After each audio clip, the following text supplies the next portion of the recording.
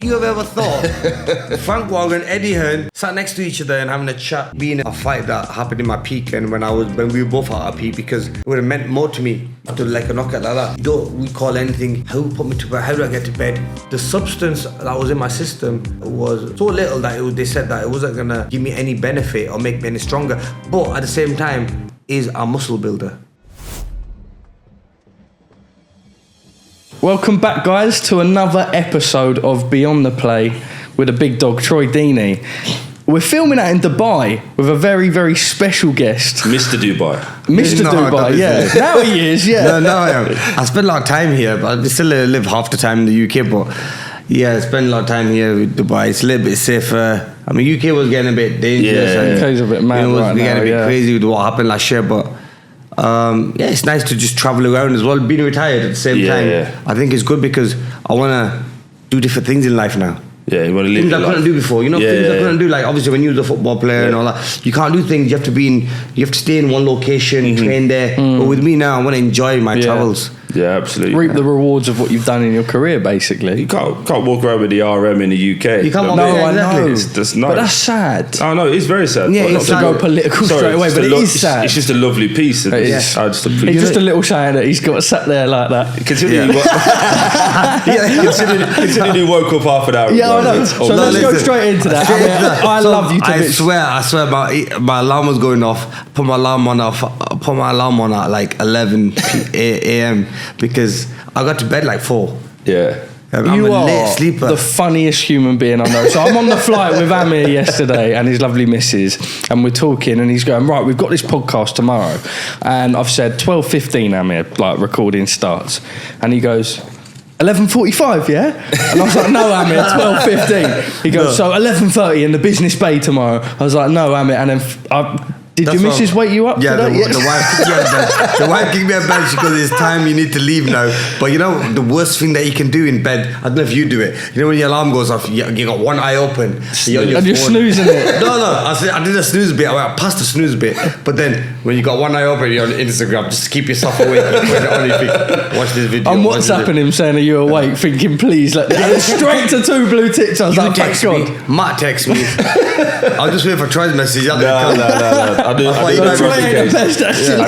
only one who's like, when someone says they're doing it. Yeah. See, I'm too much of a stresshead. Yeah. But I know 100%. I just get in the shower and just like let it wake me up, man. Yeah. You're still waking up now, aren't you? Yeah. Right. Let's get to the good topics. Obviously, I was watching it on TV, but I saw you guys out in Saudi with a massive fight. Wonderful fight. But before we get to the fight, how was it? How was the event? The atmosphere and everything was amazing. Honestly, like you had everyone there. You know, we still not like, it's not like it was in the UK, what Riyadh season did in the US or in the UK, because I think there's much more hype there. But with Saudi, obviously, they still have their rules and regulations that you can't do this, you can't make too much noise, or you can't, the way you have to dress and everything. And a lot of people still have that thing in back of their mind that, are we allowed to go Saudi Arabia? Is it going to be safe for us to go? Which I think it is. No, it's brilliant. It's brilliant, isn't it? You have no problems at all being what colour you are, what race you are, what religion you are. They don't care. They treat people equally. But I think it's opening up now, and it was. I mean, the fight. Yeah, it was. It was good because we were sat ringside and you could see all these familiar faces, world champions, ex-world champions. Movie stars and everyone just walking past you and stuff, and then a lot of the people from entertainment, football players walked past me. Was Neymar walked past me, shook my hand. Crazy, right?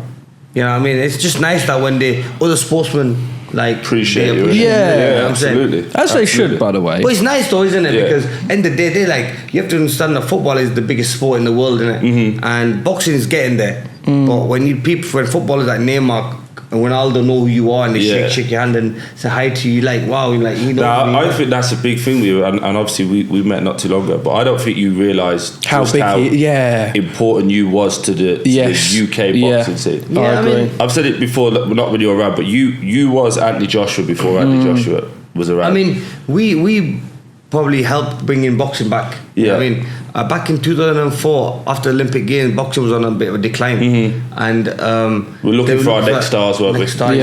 We had Ricky Hatton there, but then you could see he was coming towards the end of his career. It's almost like what was Naseem next. had finished. Who's the next one in that? So I took from 2004 then on to 2012. I took over then. And then obviously when Joshua come on, Joshua kind of probably peaked around about 2016, you can say. When was the Klitschko fight? 2017, 16, 17. So, and I was then on my way out. So it's all like a... It's like a constant... And I suppose that brings the question now a little bit. I suppose weird conversation that we had for the first time the other day is it looks like we can finally see the end of... I know, maybe not for the cameras, Amir. We can probably finally see like the end in the next couple of years for the Fury AJ era, which has been so prominent for us. You know, it's been crazy because I was thinking about this the other day, thinking that my era is gone when we had myself, Brona, Danny Garcia, you had all the top guys, you had Keith Thurman and all them guys. Then no, that era's gone. Before it was like Barrera and Azim and everyone. Now the next one is probably like you got a Joshua, a Fury, Crawford, Spence over in the States, Tank. So that's the generation that's coming towards the end of You know now when you can look back, do you ever think I wish we'd have got those fights on earlier? No, you know what, bro? No. Honestly speaking, I'm happy the way my career went. Honestly, like I think it was. That's beautiful in itself. Yeah, that's sick, isn't it? Yeah. I'm happy the way it went, and I wouldn't change it for anything. The way my career went, the fights I won, the fights I lost as well, and the timing of me going to America, having those fights that you spoke about, like the Brook fight, the Crawford fight, and all that. I think timing was just perfect. It was God's plan. Yeah. And I'm glad I took them because I could have not taken them and walked away and still had a great career. If I had never took all them hard fights I lost, people still remembered me for being an Olympic champion and also a world champion. So I know we've jumped a little bit there. Well, I was going to say let's work backwards. I was going to ask you one question for you though, because you are Mr. Saudi now. You are everywhere. How was it for you? Because I jumped to Amir, but you was interviewing the governor, His Excellency. Turkey you was with everyone. Yeah. How you finding it out? You know what? It's funny, right? Tennis ball, yeah. Well, it's kind of hard to avoid it now. We've gone short back and stomping. You know what I find really mad, and you'll always get it right where people are like, "Oh, you're being paid to say this, you're being paid to say that." I will only ever judge anything based off the experience I've had out there, right? Which is the case that I've always found with Saudi Arabia. Yeah. Now, I won't lie, when I first went to a fight in Jeddah for Joshua Usyk too, I'm young, I'm naive, I'm not 18, 19. You hear a lot of the Western media, you don't really know what to expect. I can honestly say, and similar to when you're in Dubai in the Middle East, the hospitality is absolutely excellent. And I've never seen, and we really are in unprecedented times, and we'll get into that. I had a conversation with Liam Smith, and he said, God, what I'd do to have had my peak like 10 years later to be in this sort of Riyadh season era. But you turn up to these events, and I'll use Riyadh season LA for an example. You've got Lil Baby there, you've got Akon there, you've got Eminem there, you've got Usher there, you've got Neo there, you've got all these NFL players there, and it's like you've never seen people gravitate. It's like, you know, away from the boxing, you sort of come out of it and you think, well, not only have I seen that great fight, but I've seen him there. Like Piers Morgan's not even in the VIP ringside bit. Do you know how mad that is? But that's a pull, and that's the way that the sport has transitioned. And that's America's always big though. Whenever America does it's always times 10. They've got real like hardcore boxing fans. To have like Riyadh to go to America and have the name lit up. And the same with London. It's their event. It's a thing, isn't it? Same with London. It's now crazy. Imagine someone said that to you like 5 years ago or 10 years ago, that, oh, you know what, Saudi Arabia is going to be everywhere. You're going to be like, wow. You would never. But the way they've done it in short But do you know time. what I like about it as well, though? This is just a neutral. I ain't got no skin in the game. I like that they have put their money up. They've done it their way, and they've been unwavering. A lot of people will throw money at it and then try and bend the rules and bend the way that it is. They've stuck to their tradition, they've stuck to the way it is. Troy, honestly speaking, you know, boxing was on its way down. UFC was coming up. Boxing was getting the pay-per-view numbers were showing that they weren't hitting the numbers that they normally hit, right? Where you see UFC just taking over. And I think that's where something like Saudi Arabia has saved the sport of boxing. No, it has. I agree. It has. Look, you would never have seen the best fight in the best. Like just on the weekend, Beterbiev versus Bivol. That's a fight that they talked about, but you think, it'll never happen because two different promoters, and they're from different places, and then at the same time they both live in Russia, so sometimes they don't want to fight each other as well because of that respect, you know. Yeah. But look, what Saudi it's taken the politics away, right? Yeah, taking all the politics, all the egos between the promoters. Look, can you see, would you have ever thought Frank Warren and Eddie Hearn sat next to each other and having a chat? Well, bro, that's like what friends. I was going to ask you. So you were signed to them both at different points in your career, and obviously I look at it from the YouTube boxing media aspect, and I've never been one for like he said, she said as such, but ultimately controversy sells, right? Yeah. And literally the boxing YouTube scene for 10 years thrived off Eddie Hearn saying, he's a effing this, and Frank Warren saying he's an effing that. Yeah. To the point where they like each other, bro. They WhatsApp each other. They go for dinner. And at first, people were like, "This ain't authentic." So you know that they WhatsApp each other? Yeah, bro. Each other quite regularly, bro. Like, and that's what really shocked me. And you're making millions, it's funny.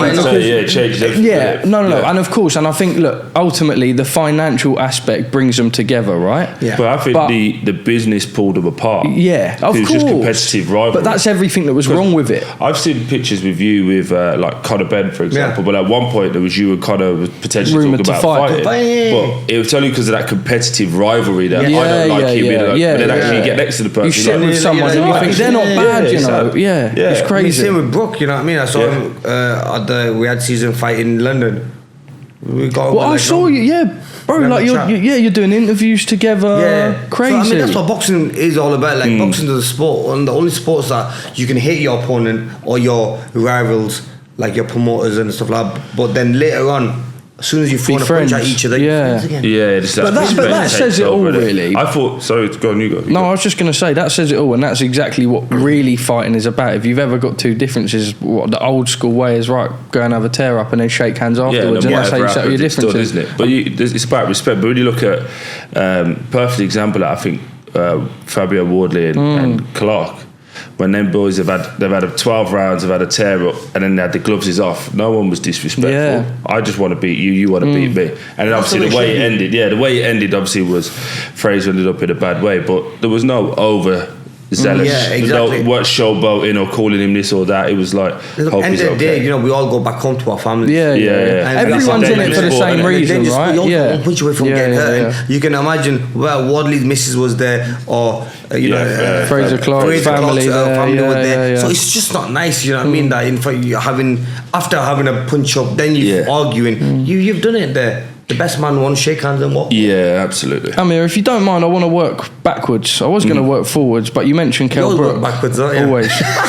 Never any logic to anything we do. Says the man who rolled out of bed 20 minutes ago, by the way. I'm absolutely not having that. You mentioned the Brook fight, and this was something that I was always really curious. And it is funny what Troy said before about, I don't think you realise the sheer weight that you hold in terms of like who you are, what you achieve, the way people look at you, the way people respect you. And we were just having a really sort of off the cuff chat, and I said, do you not regret everything that happened with the Kell Brook fight? It came, in my opinion, I say this as a fan and I say this to you, came far too late. Yeah. Ultimately, it happened, right? We finally saw it, and it was a massive occasion. It sold pay-per-views. Yeah. There was nothing better than that moment when both of you ring walked. But that wasn't the two of you in your primes. But before Amir, I would say as a fact, it's a fan. So how old are you, Amir, if you don't mind me asking? I'm now 37. So I'm 35. Yeah, so I'm 1 year younger than you. So I basically grew up around that era. Same age as yourself and Kell. Yeah, so I always felt it was very difficult to decide who was the A side throughout that 10-year period. Bigger name, bigger resume. Kell was probably here on Sky, more relevant. Here, UK, more relevant.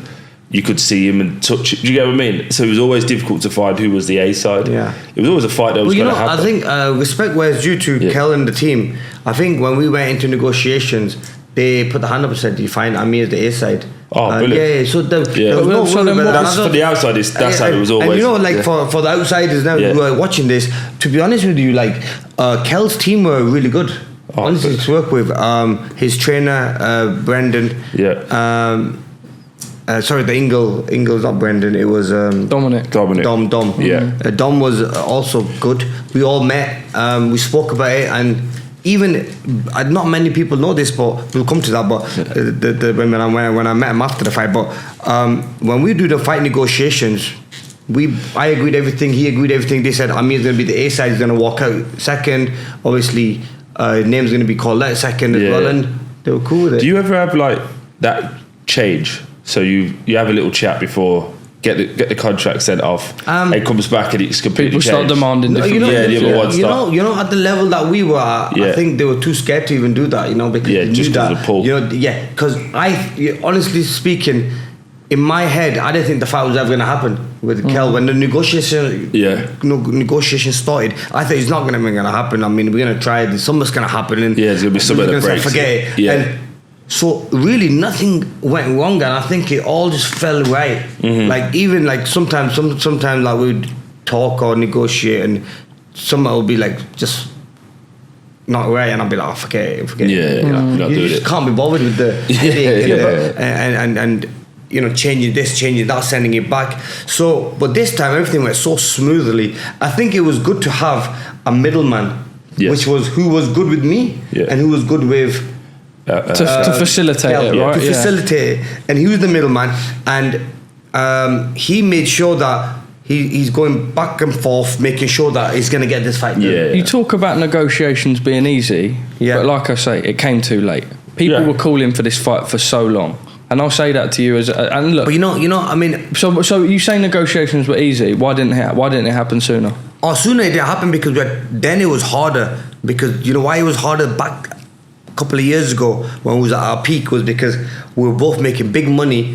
Politics, I was in America, right? Politics, and I was with different promoters. For example, but this fight I did it myself. But it was too late. I know it was too late, but you know, it's sometimes. Do you not think you say that it's too late, right? Look through his resume. If you're Amir, who would you not fight to fight Kell Brook?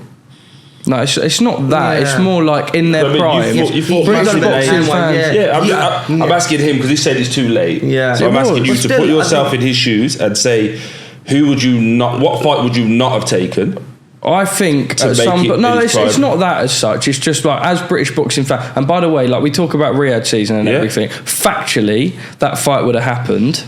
Yeah, of course. Both of you in your prime. Let's be real, you weren't in your primes. And it was his last fight in his career after stoppage defeats and stuff like that. You know what? I would have loved it being a fight that happened in my peak and when we were both at our peak because it would have meant more to me. See, that's what I remember walking into the ring for that fight. It's like I didn't want to be there. Really? I swear to God, like bro, like I was walking in that ring thinking. But I still train hard for it. Of course. I still push myself and kill myself in training camp. But the fire in the belly was gone, and that's when I realised that this ain't for me. Like I need to work at this sport. So I remember being in the change rooms, and we had that glove issue, right? Yeah. He can't wear this glove, and obviously I put in the contract. Well, no, we put in the contract both was that there's no horsehair gloves. Yeah, horsehair is the yeah. And so I looked at the gloves.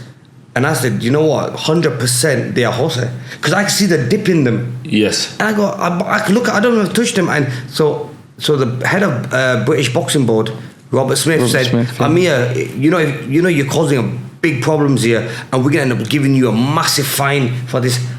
And I said to him, I said, I can know for a fact. He goes, I know they are not horsehair. So was this in the meeting the day before the fight? We're talking about me. This is an hour before the fight. So what happened in the meeting? It delayed everyone coming out. They showed me the glove, and obviously after the weigh-in, you're like, okay, yeah. Oh, so you'd approved them? Yeah, kinda approved them, yeah. But they would have been signed off then, right? Yeah, but then I looked at the gloves again. But you know, in the back of my mind all now, thinking, you know, they weren't right gloves then, like, because we were being rushed, like you could see the media, Sky, and everyone was. Yeah. So anyway, so then Robert Smith goes, now you're going to be hit with a big fine, you know, you're causing so much problems. I go, listen, I'm only speaking about the truth, what's in the contract. They didn't want it, so why don't you give me a pair of the horsehair gloves then? I should have got my horsehair gloves. You know so he wore horsehair gloves? No, so then, guess what? Did that change the rig? So guess what happened then? One of my trainers from America, Bomax guy, put a knife through it, cut it, guess what? It was horsehair. And then Robert Smith, Panicked.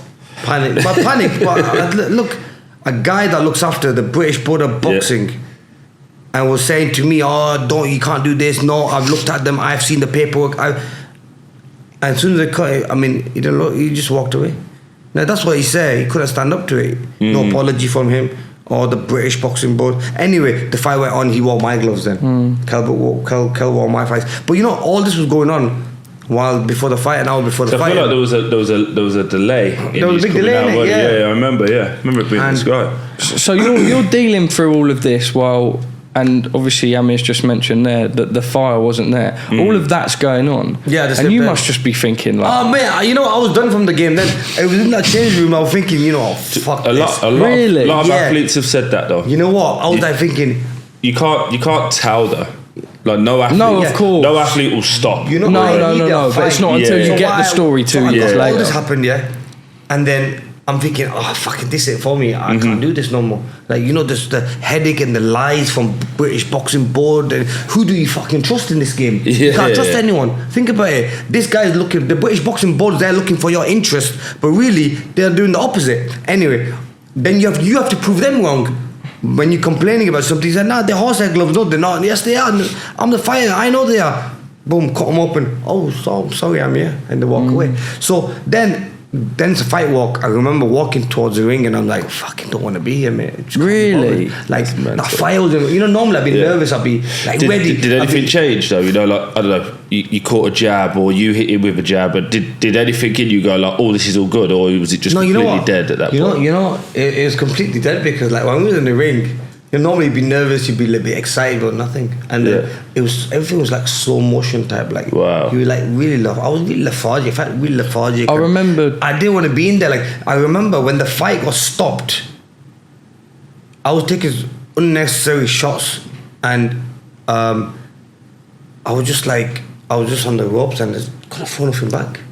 I remember you said to me you felt like you just couldn't really see him coming. You were getting pinged by shots that you would have seen. And normally I punch Kell caught me with a 1-2 at the start of the fight, and I remember that I was stood there and I saw the punch coming. So I saw the jab, but the right hand, when I saw it, I must have seen it so late that it hit me. But I saw the punch coming. I just couldn't move away, and that's when I knew as well that this is going to be a long, tough night, this, bro. Because when you see a punch coming and you still hit you, and you're thinking, I'm going to avoid it. So my reaction times have gone. And that was something I read back in the day when I would speak to like these legends, and they were saying to me that, Roy Jones was one. I think it was Sugar Ray Leonard was telling me when I sat with him saying, your timing goes and your reaction time disappears.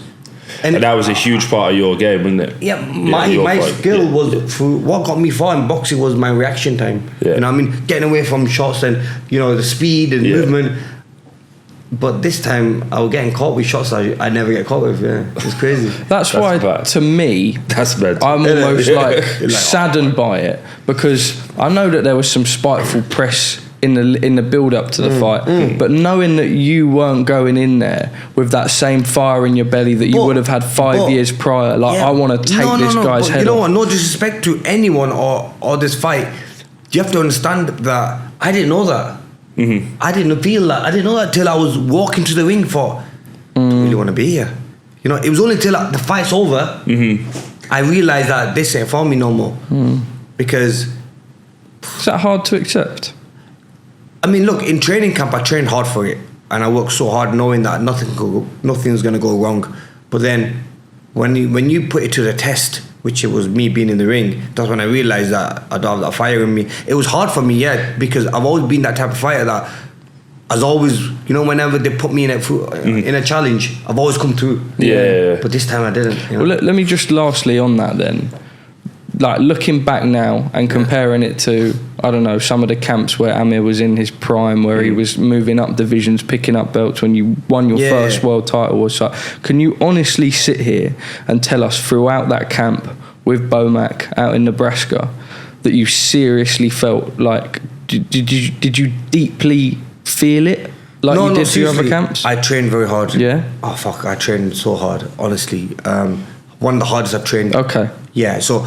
But when you put everything together, the age, the the time we had out of the ring. Yeah, the as well. inactivity. There was no fight. There was like 2 years out, and then. And also, then you're getting older as well, and I suppose you probably hadn't. Then, at the same time, one of the biggest reasons as well is that when financially you secure yourself. End of the day, you lose a bit. The hunger wasn't in me. Knowing that I could walk away from this sport and even not take this fight, and I can still live a good life now because I've worked hard and I've made enough in my career, and I've got my investments and everything. But I still push myself hard, man. I mean, honestly, because for me, the reason why I had to pick someone like Bomac to train with, and not many people know this, is because I have to show him, because they obviously beat me with Crawford. Yeah. So I have to show him that I'm a better fighter now. You have to get me to that better fight. You really get to see the real me. Yeah. You know what I mean? I like to train with someone like that who then sees me. And even when we used to spar with Crawford, I was doing so much better than I did in the actual fight. And even Crawford was like really amazed, and you know what I mean? Wow. And Bomac as well. And I could see, when you can see in someone's eyes, oh fuck, this guy's good. Yeah. You know what I mean? So the beauty of what you're saying, there's a peace that comes with it, after.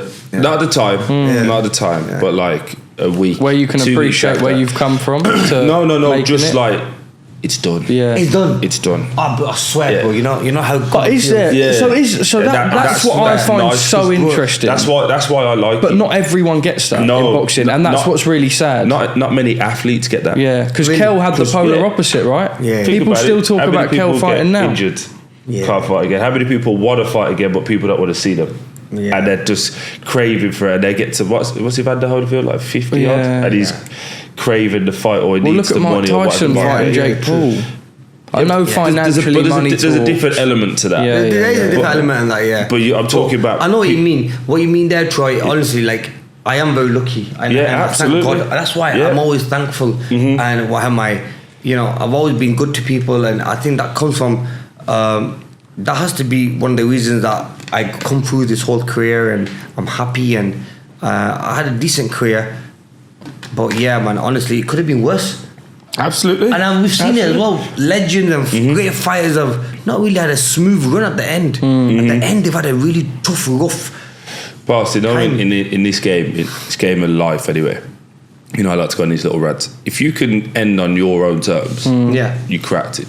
Yeah. It doesn't matter about the monetary value. I'm about going, you can go home now to your wife, your kids, and he's got his faculties, he knows what he's doing, he picks what he wants to do. That's the beauty. Yeah, literally. If you want to sleep till 4, you sleep till 4. Do you know what I mean? If you want to get up, that's the beauty of it all. There is the alternative, and Kell Brook, and I always use the example in my interviews talking about Kell, funnily enough, is that there is the element of Kell boxed from the age of 6, and all he ever knew was waking up, going to the gym, sparring, hitting the bag, hitting the pads, doing strength and conditioning, stuff like that. You know what? And some people retire. We should have had him here. It would have been good to have him here.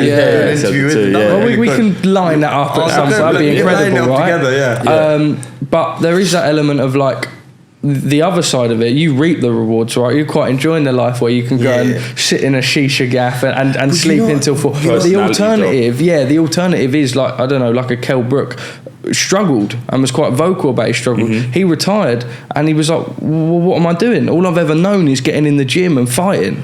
But you know one of the best things I think my family did at that time was, when I come back from the Olympics and then when I win my world titles and everything, having a good PR team, having a good PR team and management team, that helps you get out there. You doing like the GQ magazines, so it made you differently to just being a sportsman. It made you more. But that's you were different to a sportsman. Not everyone's like that though. He was a household name. Yeah, he was. He is a household name. No, yeah, but I'm on about at the time. Yeah. Like the guy. That's why now it's paying off. And that's why everyone's doing it now. This is what I was trying to say to you before. You don't realise the blueprint that you set because you would live in it. Yeah, I mean, and look, that's why now, believe it or not, bro, like you start making more money after you retired than you were in your fighting. I do take that back. You make big paychecks. You make more constant money than you do. Yeah, exactly. Yeah. So you make big paychecks. Media opportunities, obligations. You make like little 5, 10 grand, 20 grand here and there, and it's like quite regular and something like. He just felt like he went 5 grand. He went. Pass us a tenner, please, bro. But that's a little 5 and 10 grand here and there. No, but basically, you don't have to come out your house. Yeah. You ain't got to put yourself through a 10-week camp for a big lump sum when you know that you can go to a dinner and speak to a room full of people and you get 10 grand for it. Yeah. And you can still wake up at 4 p.m. Yeah, and go shisha lounges. But that's why if you look is that where the fire stopped burning, where you were like, I enjoy this too much? Yeah, in that sense. But then it's how you built to get to that level. You see, we built it, bang, so you've hit it, then where do you go from there? There's only fucking one way you can go. But we don't want to stay there. You know what I mean? Can I just ask you on that? Because again, be a little bit of a fanboy here, but you had about 4 moments in your career, I would say, where you was like that, and then it dropped, and then you built yourself up again, it dropped. How did you? What was your why as to I'm going to get back to this? So the first one against Prescott. Yeah, that was in ITV. I watched that. ITV big fight. It was my first big pay-per-view fight. Yeah. Not ITV, Sky Box Office. Was it Sky Box Office? I thought it was ITV. No, I just remember. Sorry to interrupt. I remember watching it, and I remember going to Prescott. Yeah. And it was like Kickboxer the movie. Do you know when the geezers he was hitting the pads and it was like, boom. Was he solid? Yeah. I didn't know nothing about him. And mate, when you're watching it, you're thinking, this geezer's hard as fuck, mate. Yeah, what are you doing this for? So did you see it? Yeah, I watched it. Where did you see it? I was in the house. I was at home. You watched it? Yeah, Did it show how hard he was hitting them pads? Yeah, because it was showing you, and it was like, and then it cut to this geezer, and he's just going boom. Yeah. But you're like in kickboxing, the geezer's kicking a brick wall, and you can hear it, and everyone's like, oh, this is a bit dodgy. Amir, how do you go on that topic then? How do you go from being? Well, maybe not a good job, bro. The gloves ain't right. He had the old horse hairs in. But so how do you then go, right? And we were talking about this off camera earlier. You talk about the peaks and troughs as such. Let him answer it. At the time, you're that guy, and then you get stopped in a round. Fucking crazy, bro. Does it humble you? Bro, it humbles you, but at the same time, you've never seen the media turn against you. Your fans turn against you, your friends turn against you, but everyone, I was against everyone because I made that one loss. People were like, oh, he's fucking done, he's finished. Yeah. So he's never coming back. He was never that good. He was never that good anyway. Oh, I fucking fluked the Olympics or fluked this. Oh, he was never that good anyway. He's done, he's finished now.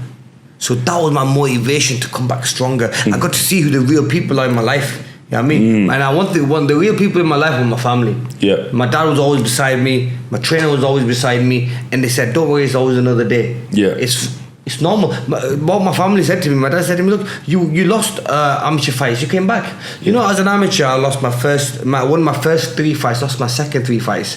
Oh, wow. So I had a record of 6-3. Not the best record, really. I mean, it's not really a good record. But then after that, I won like 60 in a row. You know what I mean? So he said to me, look, it happens in boxing. It'll only make you train harder. And I think I needed that at that time because I was such a big name. Yeah. Yeah. I had a TV, huge. I had the ITV deal, then gone into a Sky Box Office deal.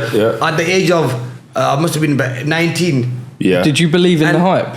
It's hard not to. Yeah, that's of course. It was crazy, but I was getting like, oh, bro, I had everything I wanted. I had everything I wanted. The sponsorship deal with Reebok, I had a big long-term deal with them. I was on TV screens, on billboards, everywhere you drive, you see.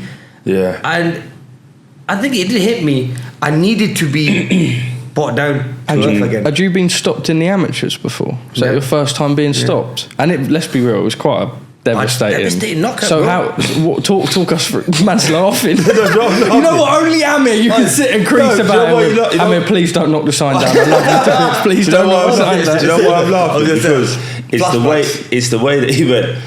Devastating. Like most fighters normally make an excuse. I was tired going in, or I didn't see. It was a lucky punch. You were like, "Hey, don't be so." Do you remember? Can you talk us through? Because it was only what I remember. See, some fights you remember things in, but some you don't. Yeah. So I remember in that fight. So when he hit me with a jab, the first jab he hit me with, And he fucking pushed me back, bro. I was like, whoa.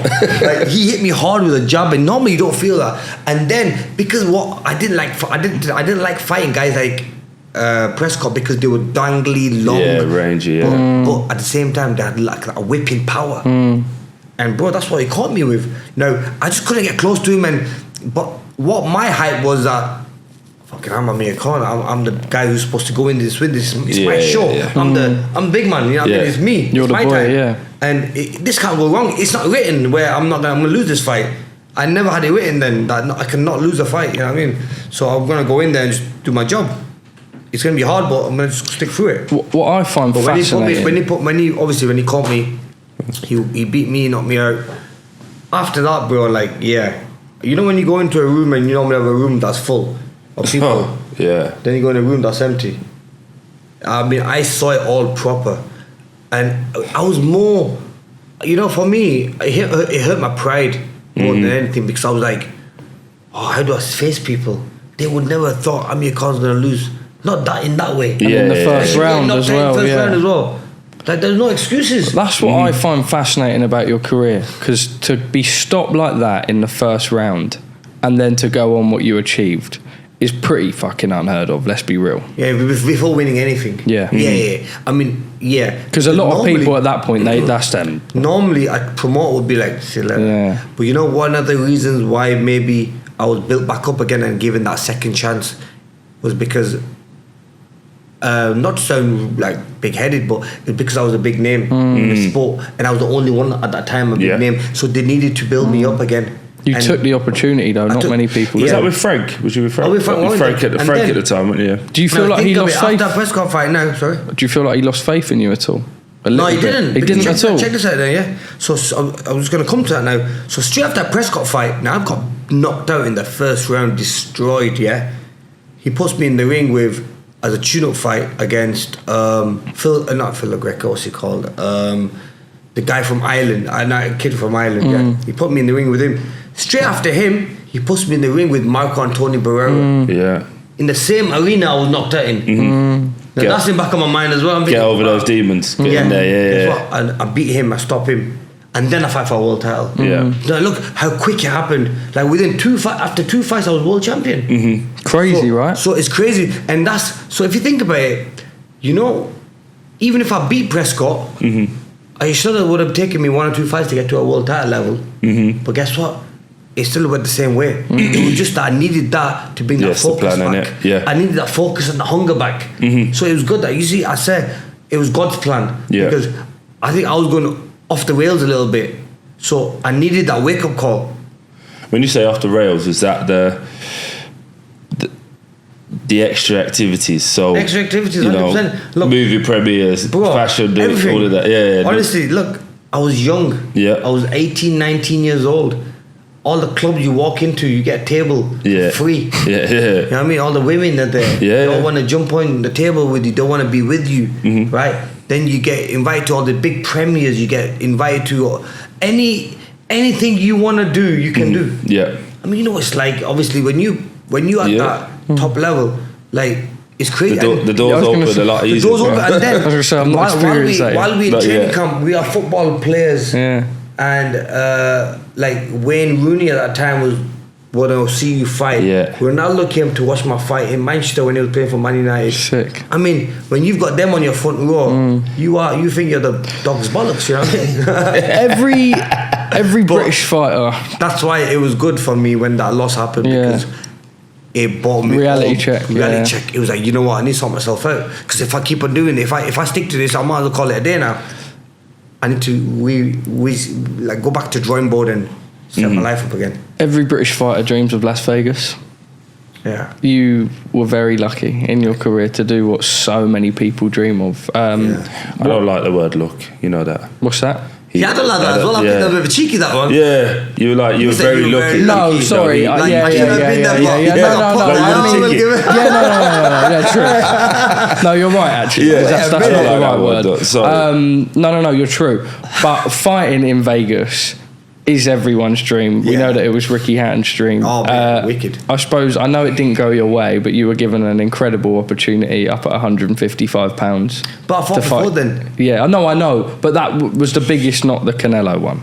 Yeah, because what was big then was so when it was crazy whenever I fought in Vegas, because look, bro, to have your they face love their boxing, lit up, you know, on MGM, the Mayo weekend or whatever, and the whole MGM had my picture on it, bro. That was crazy, bro. I remember back in the day when you see Mayweather's picture, When they have your picture on there, you think, fuck, man, made it. Is that one of those few times you're like, we cracked it? You know, but it was that crazy that I even had to go and get a picture after the weigh-in. Yeah. My boys, like a fan moment. Go there and park the car there and do a little pose there. Picture with yourself. Yeah, Sick. it's crazy because look, bro, you don't get them times. It's hard. When are you gonna see your picture on the MGM Grand as the main fight going there, and then there's a massive billboard on every 100 meters, a big billboard. Every billboard we take a picture at the limo because they give us a limo to go in. You have to remember as well the times. So socials were just coming into it, and you see now people are just. You see all the adverts there. You had to go you there. You can grasp as to how big someone of a... I remember doing Mayweather Cotto. It was 2012, I think, in Vegas. Yeah. Huge weekend. Everyone lands in. Vegas fight weeks. I've done Canelo fight weeks. You Canelo, everyone lands in. I've never seen, and that's why I say it's such a... the reason I mentioned the Canelo fight is because those Mexican fans, and we saw it Riyadh season LA as well, they're so diehard. So diehard. If there's a fight at the MGM, it will be packed to the rafters. I mean, because you see how good Canelo is a fighter, but still to have a lot of Mexican fans said that Amir Khan's going to go in that fight and win that fight. Now I'm thinking, looking back at it now, bro, to see how well he's done, Canelo, who he's knocked out, the Kovalev and them guys.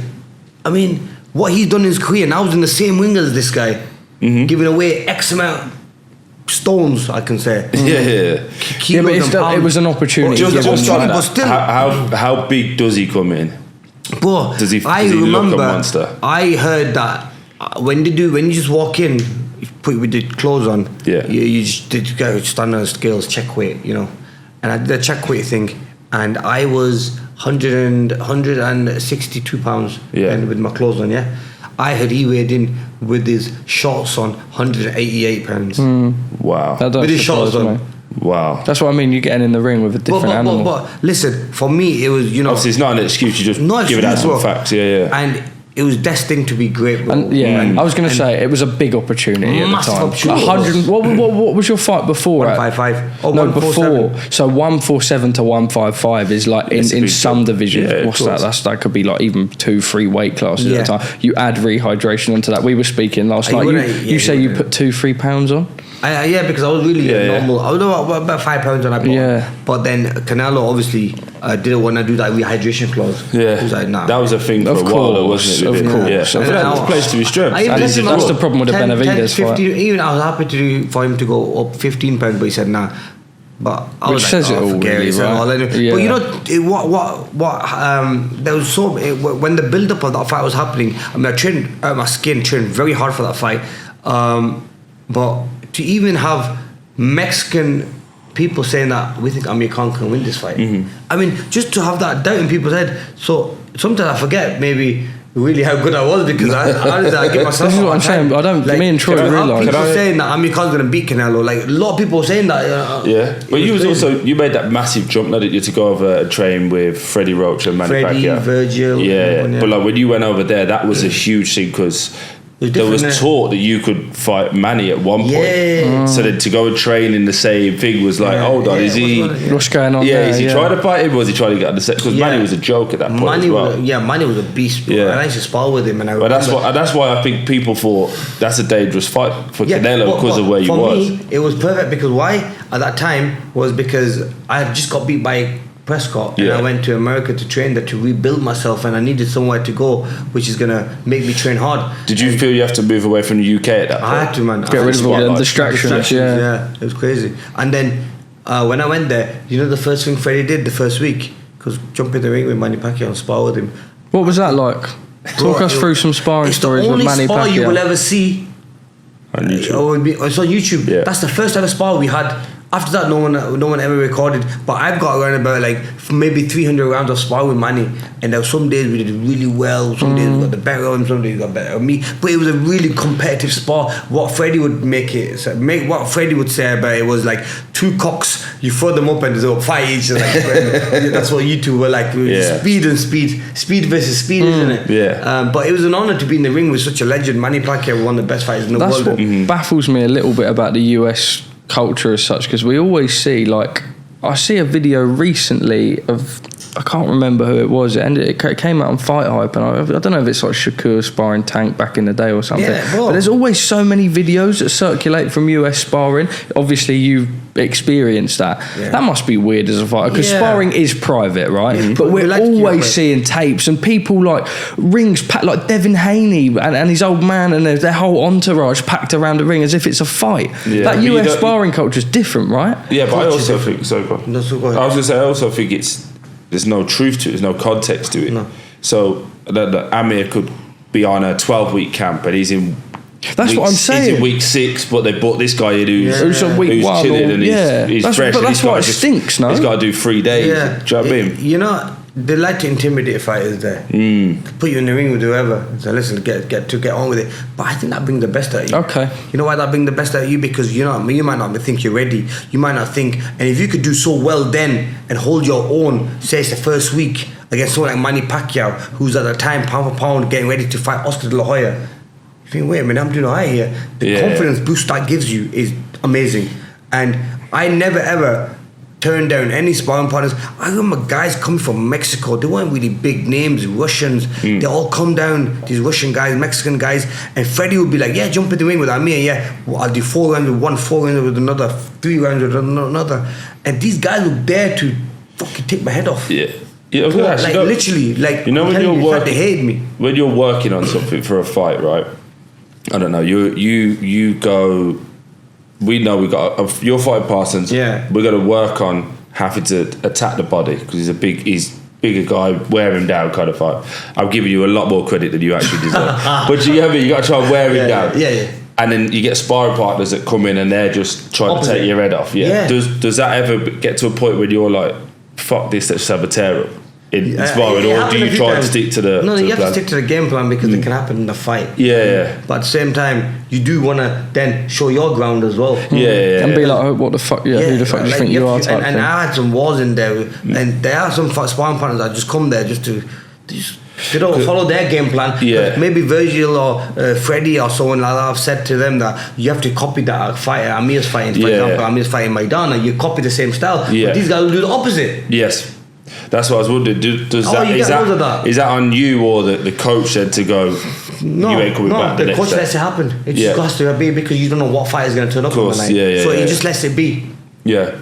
But and there's been times where it's gone off in the gym, and these guys have just thrown windmills and then you need that because that's what's going to happen in the fight. So I've seen with the UFC guys lately. I think John Jones said someone come in and tried to take his head off, like, but they were trying to work on something, and he just said to him like, "Thank you very much. You won't be coming back again." But like, just we finished the spar, but. If you're going to come here, you're here for work. A reason, Yeah, but you're given an opportunity. That's what kind of made me ask. Is that more of a UFC thing? Because it might be technical. I agree. I think that's how they should do it. I mean, it should be, but at the same time, you need to be put in that uncomfortable zone as well. You don't know what can happen, what type of fight could turn up. Yeah, that's true. You know what I'm saying? So you have to be ready for everything. You have to be ready for that game plan, but then that game plan might go off. And he might be want to throw anything, and it might be a tear up. So you have to be ready for different styles. There's one fight I want to talk about. I know you've touched on Canelo and the other one. Paulie Malignaggi. That was the one because he was loud as they come. You know what? Paulie's fight doesn't really get that much credit. Never. But it was a big fight, innit, at the time? Massive fight, yeah. My first fight in America as well. 2010 that was? Yeah. Yeah, see? You wouldn't even remember. 2009, brother. Oh, 9? Was it? Is it? You sure? 2009, yeah. Shit, I thought it was 2010. You were there, but I'm assuming you've had too many punches, so you probably don't remember. I love how I tap that up. Wait, 2009, brother. You sure? Hey. The only reason 2008 was the World Championship. 2009, yeah, bro. Am I looking? March. I can't even see. March 9th, 2010. It says online. Oh, shit. Amir. It says boxing 10. Amir. Too many punches to the head, 100%. But I was close. And you fought in May because you was with Golden Boy Promotions, confirmed it. Yeah, because then at the end of the year I fought Maidana. Yeah. Yeah, sorry, my bad. Yeah, I just thought I had that one hard fight. So think about that now, bro. Fought Paulie, who's a 3-time world champion. In May. In December, fought Maidana, who's a fucking animal. Like, the fights that I had, bro, with some of the people you fought, but your career was sense. It didn't make sense. They have to. I mean, I could take it the easy route, bro. Yeah, but you didn't, and that's what made your career so good. I did. But yeah, just with Paulie, because Paulie was, again, I've never met the guy. He was obviously technically very gifted. Yeah, very good. But he had this brash personality, didn't he? And then he had the dreads at one point, and then he was just this weird character. Proper Italian Bronx, New York type character. He was yeah, Paulie's different every time you see him. Yeah. Have you met him? No, never. If you ever meet him, you're gonna be thinking of something else. Yeah. And that what he's done or what he's like, and then he's the opposite when you see him. Oh, okay. Yeah, bro, he's that type of guy. I've done TV shows with him. I've met him. Yeah. I've done press conferences when I fought him. I've seen him does a lot of commentary and stuff. Yeah. He's always different every time. He's really good at the commentary. Yeah, he is. The way he Great breaks down, analyst. the way he breaks down Analyst. fights. Yeah. When we fought each other, bro, I mean, it was he was a very loudmouth, and he was like, I'm not gonna let this kid come and beat me from England. Because he felt like he was the one who got. The reason I mentioned it is he felt like he was the first one who got to you, who got you annoyed, and you were like, you were giving a bit back in the press conference, weren't you? Yeah, but it was, but then I had to go along with that because it was my first fight in America. Yeah, and I thought you wanted to show yourself. This is America. Yeah, you got to do. You got to do the showcase. And I had just signed a deal then with HBO. Okay. So to do a deal, a long-term deal with them, like a 6-fight deal with HBO, and I was like, wow, like this is my time now. 6-fight deal, that's crazy. The sport's changed loads, by the way. 6-fight deal. Yeah, but that's huge. Yeah, that was a main platform at the time, wasn't it? And that was number one platform. Yeah. So then I went from that. That fight was like my first one, and a fight at the Madison Square Garden. Yeah. That was history as well. Yeah. And then I remember on Times Square. Is it Times Square? Yeah. They had our big, massive billboard fights, and I was like, wow. It's like another Vegas moment, right? And took another picture there as well. Like honestly, like looking back at those days, they were amazing. Honestly, you can't buy those days. They were. Did you manage to appreciate them as much as you could at the time? Appreciate them now. No, but do you think that you made the most of it at the time? No chance. No chance. No one really does though, do they? You're in it. You live in it. Yeah. I mean, same with you when you're on the football field. Yeah, you're playing against legends. Yeah. You never really. You're just competing. You're just competing. You're never appreciating it. And also, if you win, it's like in sport, it's what's next. Instantly, what's next? Like not let's chill for a day or two. It's like straight after the ring. It's funny. Who you fighting next? Who's this? What's that? I'll just knock this guy out. Yeah. You never get to enjoy that moment. You have to go. You're already on the next moment. We're the people that are at fault for that as well. But I wish I did enjoy the moments because they went past so quick. Yeah. Honestly, looking back now, my career, it did go by so quick that I wish I enjoyed it a little bit more and appreciated it as well. Because those times in LA, Vegas, New York, going to boxing conventions. I still get invited to a lot of those things, but you're not the main show then. Yes. I mean, it's different to go to a fight. On the weekend, we was there. But when it's your show, it's the Amir Khan show. I wish I appreciated it more. All the fans were there for me. I mean, we were selling all the tickets. I mean, what a time it was, bro. Sorry. Just one more fight. And I remember at the time thinking, A, that's bang out of order. B, this comment isn't to get under your skin. This is like a personal attack of vendetta. I'm talking about the Danny Garcia fight where his father and his trainer at the time made some disparaging comments about not only your race but your religion, and I just tried to put myself in that mind space of like, did that just sidetrack you from nowhere? Like, where's that come from? And I know with your past you would have dealt with those issues in social circles similar to me, but I'm like, how was that in a professional setting? You know, as now talking about it, at the time you think I'm a professional, I'm not gonna let it get to me, but you know what, it did affect you. It did affect me. When you go into a ring, you think this motherfucker, I'm gonna you're getting it. Yeah, you know what I mean, you're gonna get it, and I'm gonna go to war. My whole game plan went out the window. Really, emotion. Man, you're fighting off emotion. Yeah, because I went with emotions, and I went to hurt this guy. Yeah, and you know when you go try to knock someone out, you're gonna get hurt. Yeah, and it just takes that one shot, and that's what it was. Yeah, think about it. I was outboxing in the first round, second round, third round. I mean, he was all cut up, both eyes cut up. And, I mean, I think another 2 rounds, the referee would have stopped the fight. That was his. That's the way I could see in his eyes he was done, and then he come with that left hook, and that's what changed the whole fight. Do you see?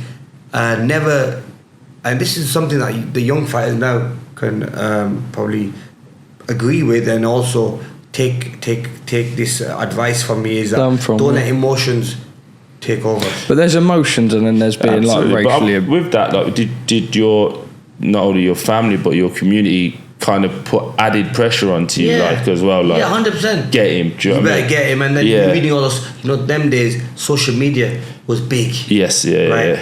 And when you reading your comments, which I wish I'd never looked at social media as much or read comments and stuff about press conferences, because that's what makes you think, even if you're not thinking the same thing, it makes you think it makes you think that oh wait, I should be thinking like this. I'm gonna do this, I'm gonna do that. You know what I mean? So really,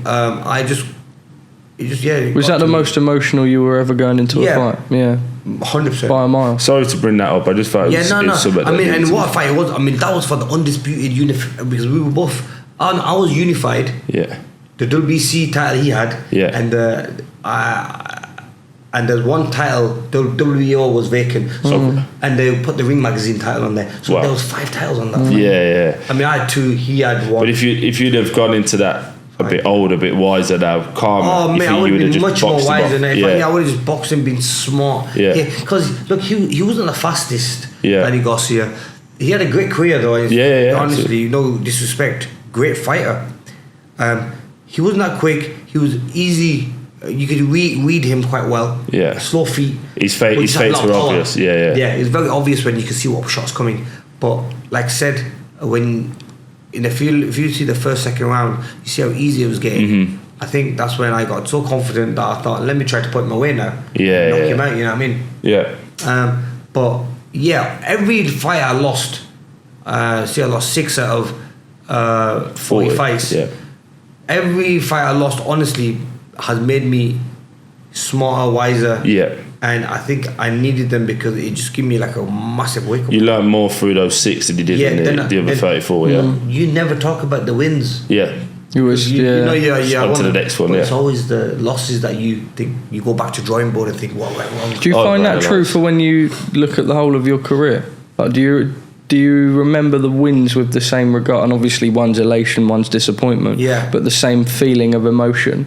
What's more prominent? Every fight is different. Every fight I've lost is different. See, I was very hurt when the first fight I lost against Prescott. I was upset. Because you didn't know what a loss was like. Wow, I've lost. Am I ever going to be the champion? Am I ever going to be the champion I'm going to be? Am I ever going to get to that level? You'd been chin checked as such. I think the whole world had me being a world champion, the next big superstar like Nassim Ahmed and everything. Am I even going to get there? So that was one. Then the second one I lost was against Danny Garcia. That was like when I thought that, you know what, I should have won that fight. I was very hurt by that because that was like the undisputed unification fight. I would have had all the titles, and it's a fight that I let go of, and that hurt me a lot. You know what I mean? The Canelo one, fine, a lot. That didn't really hurt me. The pay packet, you sort of knew what you were up against. The pay packet was fucking huge, and I was like thinking, at least we got big pay packet. And then at the end of it, you knew you were up against it as well. Is that big with the weight discrepancy? I don't want to talk numbers. I don't think that's fair.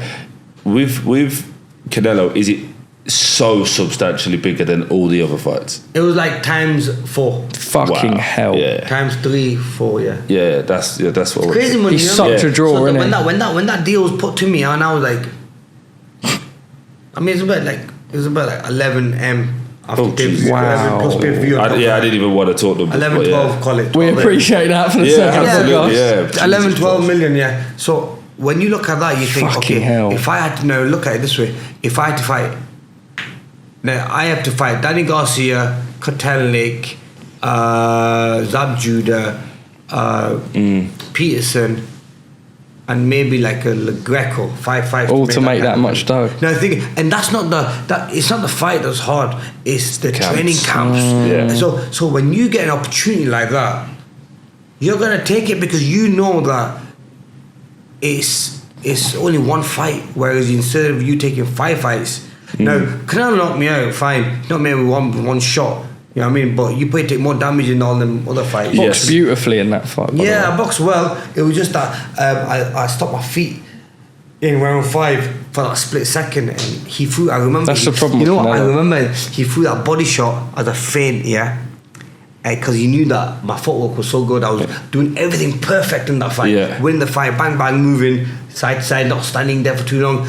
And when he feinted me, he stopped my feet. And I went, I literally stopped there and going down, and they caught me in the top. Boom! What a fucking move that was, though. Listen, I'm not gonna lie. Like that one shot he threw was so precise because he knew that my feet, I was on my toes. I was too hard to get hit. I was too hard to hit, and he would never stop me, even if he was catching me and I'm on my toes. He probably skinned me. As but not a opposed to a strong clean one. But what he did there was when he feinted and he stopped my feet, like, because it was a feint to the body as well. And when he stopped his feet, you're like. So I love even more though when you're talking about it, you're able. I mean, it's gone into full breakdown mode, but still falling down. He's breaking stuff. Oh shit! Should we have a quick? Go on. Shall we? Amir, 1 second. 2 moments later. I feel like we should keep this in. I can't lie. Just drop it on there. You got it? No. So you just on that bit. That's it. And just leave it back. Done. So what were we talking about? I'm so keeping that in. Anyway, so just put what were we talking about? No, I'm just saying when Canelo threw that shot, you're able to explain it from your point of view. That's the beauty that people don't get. That you can see that beauty in the knockout. I just paused when that body shot coming, even though I knew it wasn't hard.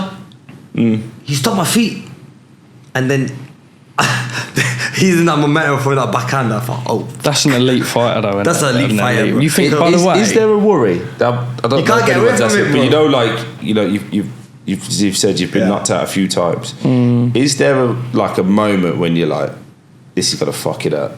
You know, like you've gone to the body and you know now this is coming. You never worry about the pain. Yeah. You just know that. You know, like when that line comes, I just fucked up. You know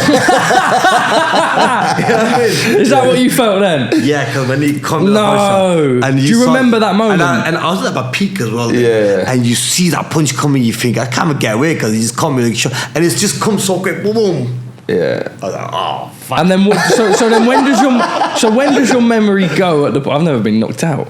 So when does your memory? And then when do you? Try knock it after this if you want. Cheers, Amir. Couple of seconds. I'll pass. So at what point do you then? So then what's your next memory after being stopped? The next memory after that was being look, bro, I don't remember nothing after that fight. The next time I remember is when I'm at my hotel. Oh, swear! Yeah. So the last thing you remember? No. Yeah. Is the feint to the body, and then the next thing you're in your hotel.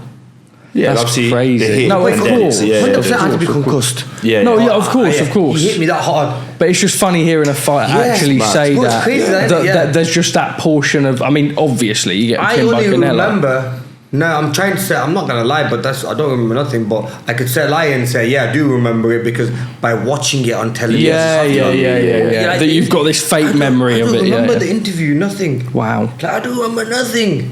Like that's. They shouldn't really do interviews off the back of a knockout defeat. Think about that in your next show then, Would you like that? Straight in the geezer's face, No, I never interview someone after a knockout loss. That is you know, that's crazy because... you never think of it, innit? Like, it's such a brutal knockout, and then they put a camera in front of you, they put a mic in front of you, but not only that, like... They expect you to answer as well. Like, what next? Like, I don't fucking know. Let me go to the hospital, Yeah. But not only that, like, it's, you've just... it's a tough sport, innit, bro? Absolutely. And, Absolutely. And, like, I don't remember nothing, bro. Literally. After, like, a knockout like that, you don't recall anything. Who put me to bed? How do I get to bed? But same with the Maidana fight. The one thing with the Maidana fight, same with that one, I must have been concussed even though I won that fight. I remember being in back of the ambulance because they take you for that brain scan after a hard fight. And I remember seeing Maidana there as well in the hospital. And then I remember another bit was when I went home, I had my family in my suite. And then after that, I don't remember nothing. So you see, boxing, patchy. Yeah, it's patchy, it's small patchy, but I don't remember nothing in the fight. Just on that, crazy, bro. Is there more that can be done then to protect fighters? Not really. You get punched in the head. That's why That's why the WBC petitioned to put the bottom rope in, right? Because people were falling back and smacking their heads. So then they put the bottom rope. Yeah. So I think one of the things. Look, what do you say boxing? I see boxing as it's a boxing as an art. Yeah. It's skill, movement, and power. Yeah. Right, and speed. Now, what's happening, bro? In my opinion, now boxing is getting so dangerous because the gloves. It's not a level playing field. Okay. Look at the gloves, but some are made of horsehair, some are thin as hell, some are heavy, thick, some are padded, some are not padded, some have horsehair, or you have orthopedic, or you have normal foam. Okay. It just depends who you know, how you can get the gloves made, what's the commissions like. Really?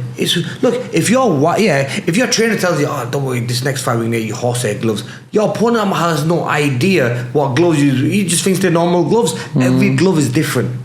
Wow. The leather is different. Some leather that you hit will rip your skin. Yeah. Because the leather is rough. Yeah. Some leather is soft leather. Yeah. Some foam is hard. Some foam will get harder as the fight goes on, or gets thinner as the fight goes on. As it gets more wear and tear. Some of the horsehair then moves away as 2-3 rounds go away, and then it's a bare knuckle you get hit with because it all pushes to the top.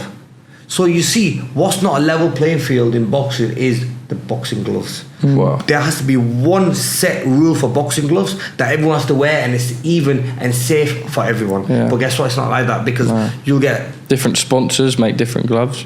One different fighter might have different gloves, Everlast. One fighter might be in a pair of Cleto Rares. So you know the. I think if I was to pick a glove that everyone should wear and everyone's happy with, would be Winnings. Why? Because they have foam. It's enough foam to protect you and knock someone out. Yeah. And it protects your hands. Yeah. Not like the horsehair gloves like the Rares. Yeah. Or the they are savage gloves. Rares, or the MX Everlast. Bro, it's like being hit with this. Jesus. Seriously, bro. I'm telling you. Like one day I'm gonna let you try them. And honestly, get hit with it? No, I'm saying. Try the glove on. We can hit him. Yeah, that's fine. I'm up now. I'm up for it. If they can fix that one issue, I swear, boxing will be. There'll be more better fights where we'll be watching skills and and everything. But at the moment, it's not a level playing field with them gloves, bro. That's a shame too. It's not. I don't know if you know, but I'm gonna. No, I didn't know that until you just said that. Yeah, bro. Genuinely wouldn't know that. Every glove. So you know when you look at a fight and you look at a fighter wearing different gloves, you think, say one guy's wearing Rares, you think he's tough, he's gonna go for the punch hard and go in. That's why he's wearing them. Now I would look at, I don't know why my head used to, I know there's different gloves, don't get me wrong, but I thought in every contract, in every fight, you had to wear the same. That's what I thought. No. Just assumed it would be. I remember as recently as Crawford Madrimov, there was a bit of a glove problem where in the changing room, Crawford had to wear. I think he's sponsored by Everlast and ended up fighting in a completely different pair of gloves. Yeah, it's crazy. Isn't Mad. It? When you talk to the detail of what you're talking about, it's mental. I just want to. I know I am conscious of time and like you're a busy man, aren't you? I wanted to talk to some of the newer issues that are going on. The newer issues. So we saw the weekend, Conor Benn, Eubank. I don't really want to talk too much about the fight itself, like who wins. I just want to know, what's your thought process around the weight issue? Because that's a big sticking issue, isn't it, for Conor to move up to, was it 168, 170? I think Conor is a big... he was quite big for welterweight. He was at 147. His last two fights are at 154. The Chris Eubank fight will be at 160 pounds. But the problem's similar to when you fought Canelo. That it's the rehydration, right? Yeah, just how big. Because Conor will maybe put on 2-3 pounds. Eubank will go into the ring at 175. I think Conor will be thicker and bigger. I think then what you need to do, then it'll change his training. Okay. See, it just depends on the fighter you're facing. Now, if I was a Conor Benn, if I was fighting someone like Eubank, well, Conor holds a lot of will have a lot of power. Yeah. I think he might be more stronger than Eubank at that weight when they wants to go up to that same weight. I think it's maybe Conor. I think Eubank's quicker, but I think it depends on the dancing partner you've got. Now, if you say he was going to go up against Canelo, then you'd be like, oh shit. Yeah, don't do that. Don't do that. Yeah. But because he's going up against Chris Eubank Jr., I think it's okay. It's safe for him. So and he's winnable as well. Would you say that Chris Eubank Jr. doesn't put the fear factor in his opponents then? Not against Conor Benn, and also that's an emotional fight as well. It's an emotional fight, but I think that he doesn't really carry, especially his last fight. Watching the last fight, I don't think he carries the power as much as he should. I mean, a lot of people, I expect him to be a hard hitter, and he just lacked that bit of power. Not in a bad way. He's a good boxer, great fighter. Don't get me wrong, but I think if you once Benn goes up and wants to fight him, I think they'll carry the same power. I think it's an evenly matched fight. Who wins, Amir? I was trying not to do that. I don't want to put him on. I would love to. I think Eubank has got that fight because he's got the height and he's got a long range, and one thing about Benn, he likes to fight close. So if Eubank can keep it long, and I think Eubank can outbox him, but at the same time, I think at the moment Benn's knocking everyone out because he's got a lot more power at his weight than most of his 147 fighters, and he's been able to knock them out. But when you go up a weight, obviously they'll be able to take that punishment even more, and I don't think he'll be able to knock out Eubank. Have we got time for one more? Of course, yeah. This is a topic. It's like I'm a school teacher. No. But you're the man providing the next guest. There's no secrets that we film more than one in one day. I can say this to you as a friend, and we've had this conversation before. Off the back of your last fight came a failed drugs test. Yeah. Now we've spoke about this. Yeah. Now instantly boxing fans will be on you like you're a cheat, you're a 100%. Disgrace. So talk me through everything that happened, because I remember having a conversation with you down at the gym, Box IQ. Yeah. You didn't even know what this substance was. So talk me through all of this, Amir. So what happened was I was getting tested like about 2-3 times a week. VADA? VADA was. So we paid for all that before the fight and everything, before camp. So we're making sure that the fight's going to be okay and everyone's going to be tested. So it was a fight week, everything got done. I was tested 3 times in the fight week, and the one I failed was after the fight, right? After the fight. You know, no one takes drug tests before, like right before the fight. I mean, people could, but and not only that, the substance that was in my system was so little that they said that it wasn't gonna give me any benefit or make me any stronger, but at the same time is a muscle builder. So I don't know, man, it could have been a way, and I don't think I need a muscle builder after the fight. That's what I'm saying. It's like you wouldn't take something else. You would take something else like that's gonna boost your energy to win a fight, but I think. Do you think someone tainted a substance of yours? No, I don't think that. But I just think that I was just being a little bit complacent. Really, I should have been a little bit more professional. You see, all my career, I've been very careful, and I've never been caught. Or never been. No, by saying caught means I've I've done something. No, I've been careful where I know what I'm taking, what I'm allowed to take, what I can't take. Whereas when you've done it for so long and you've always tested right, you think I'm doing everything perfect anyway. I'm not a cheat. I've never cheated. I never will cheat. I've been in Olympic testing. I'm the one who wanted testing for this fight anyway. With the fight with Brook, nothing can go wrong because I'm a clean guy. But then obviously when that small percentage was found in my body, I had to come out. I didn't want to hide away. I had to come out first of all and say, guys, I don't know how it's in my system, and I talk about it.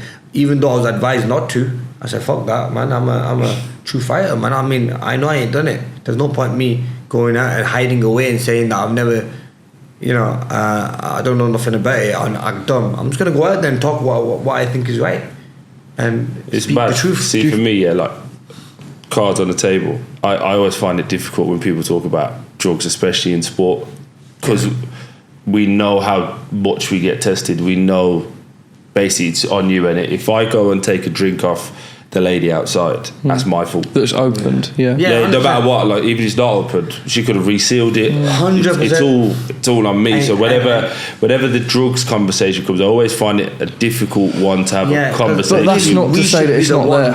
No, I'm not disagreeing with that. My point, what I'm saying is, like I've been in situations where really in pain.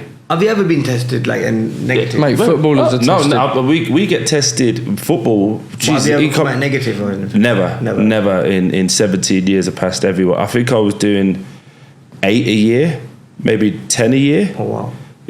Sometimes it was once a month, and sometimes it was twice a month, and then sometimes you wouldn't see they just turn up at the training. Turn up anyway, yeah. Do you know what? That's a lie. There's more than that now. So my last year in the Prem, it was once a month they would turn up, and then they would turn up at every other game. And they could turn up at your house as well. Yeah, and you put every day you had to put a 2-hour slot. Yeah. So if it's Wednesday, I would say Wednesdays are our days off from 7 till 9 a.m. I'll be in my house. Yeah, that's my slot. So if they want to turn up any random Wednesday, they can. If you're not there on that time, you get in trouble. That's similar to. But like, just to say for me, like I say, I've been in pain, like banging trouble with shoulders, knees, hips, whatever.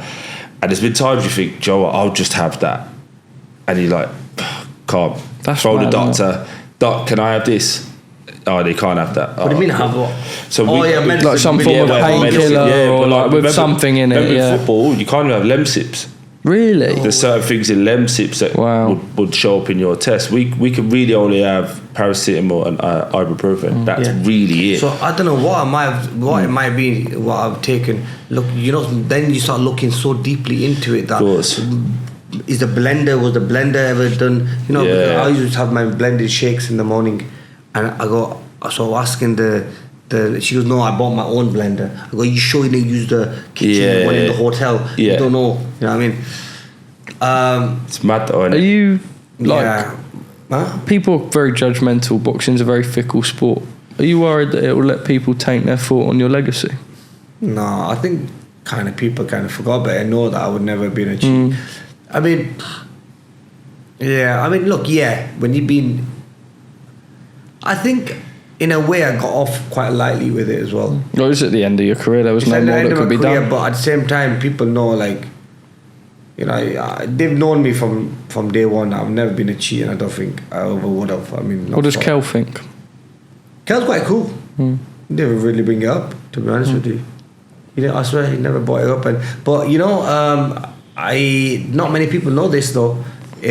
After the fight, 3 months later, Dominic Ingle came to Dubai, and we were out to eat some dinner together, and we were talking, and he goes to me, so he knows about all this, and he goes, I researched everything that was in your system and everything else that you got caught with. He goes, I know you didn't cheat. I told everyone that as well. And he goes, he did a statement, which I've not seen on some boxing thing, that he goes that you'd never cheated. It must have been an accident. Someone must have mixed something in your food or drink or something. And also he said that, and this is the trainer of Kell Brook. He also said that what was in your system at that time was not even going to fucking benefit you. Enhance your performance, which is what everyone said, especially after the fight. Like, you don't. Yeah. But really, if there was something in my system I had that was going to make me better and stronger, and I went in there and knocked Kell Brook out in the first round, then you would question it. But respectfully not putting in that performance. So anyway. But look, end of the day, there should be no cheaters. It was in my system, it should not have been in there. And I served my 2-year ban. So it is what it is. I put my hand up. I fucked up somewhere.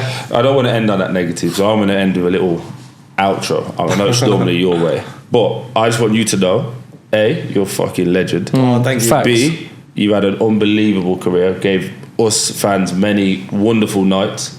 And I wish you and your family nothing but the best moving forward, bro. You're a proper fucking gent, Amir. And I think just for the people watching, and I don't know if anyone's ever shared experiences with Amir, but even yesterday we were on, we got off the flight from Riyadh to Dubai, and you sit with him, and the amount of people that stare, they come over to Amir, and it's almost like he's so nonchalant in like, I don't think you realise what you've done for the sport of boxing. That's true, right? Yeah. We sit with him now, but you are a legend, I think bro. separately to that, you're just a proper bloke. Yeah, no, you thank are. you, man. I like to keep it humble, and I thank boxing for what boxing, and also like the fans that have been there. Without them, I would never have been here. Yeah, the support they give me and the push they've given me, and where boxing's give me the opportunity to give me a good life, man. Honestly, I can, and that's why I give back to the poor a lot. I love doing that because I think maybe God's put me here for a reason. Yeah. Oh, sorry. To help, to see what I'm gonna do. You know what I mean? Yeah. But look, honestly, I can't. Like when you said to me earlier, the first questions was that, would you change anything? And I was like, hell no. Like, look, I'm happy the way my career went. Good man. Just to redo what I did before. If someone said, would you ever do it again? I'll be like, fuck that. You know what I mean? Bro, there's a lot of work, bro. There's so much that happened in them last 10, 15 years, bro. It was crazy. Like, absolutely. Reap the rewards, bro. You deserve it. Now we've got days, man, but guys. Thank you so much for coming on, Amir. Appreciate you it. for having me, guys. Guys, make sure you like, follow, subscribe to the Stomping Ground. Be on the play. It's the podcast. Me and Troy Deeney, who would have thought, with Amir Khan in Dubai. Thank you very much for watching.